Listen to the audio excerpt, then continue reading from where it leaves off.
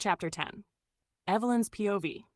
Morning came soft and colorless. The city glazed in post-storm light. Steam curled from manhole grates. Puddles mirrored the skyline like fractured glass. Inside Blackstone Tower, everything gleamed again, too polished, too composed, like the night before hadn't happened.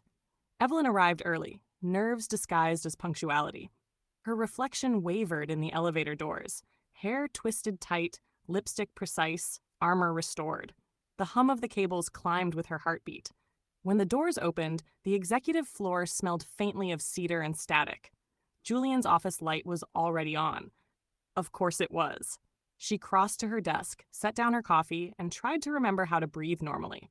The memory of last night, the offer of a ride, the softness in his tone, kept replaying in careful, inconvenient fragments. She told herself it meant nothing.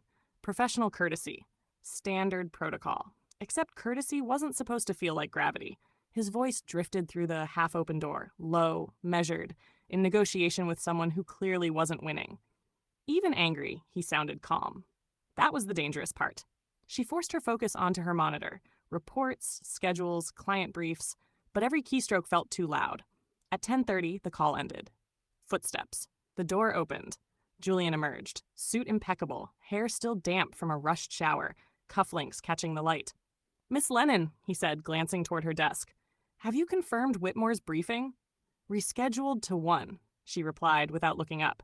"Client requested an earlier slot." He stopped. "Smart adjustment." "Thank you." He studied her for a moment too long, an almost stillness, like the air between them held a secret he couldn't quite decipher. Then he nodded once and walked down the hall. Her pulse refused to settle. By noon, the office had found its rhythm again. Phones, printers, footsteps, but that undercurrent still hummed beneath her skin. Marcus passed by with a coffee, grinned too knowing. "You okay there, Lennon? You look like you just wrestled a thundercloud." "Busy morning," she said. "Uh-huh." He glanced toward Julian's office. "Try not short-circuit the boss's mainframe." She bit back a smile. "Go away, Marcus." He did, but not before winking. Afternoon stretched long and quiet.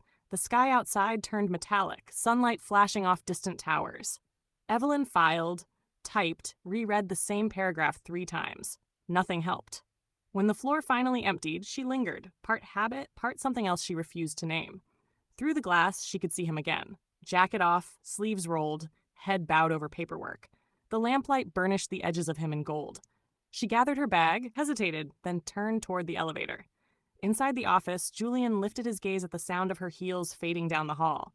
A breath he hadn't realized he'd been holding escaped quietly.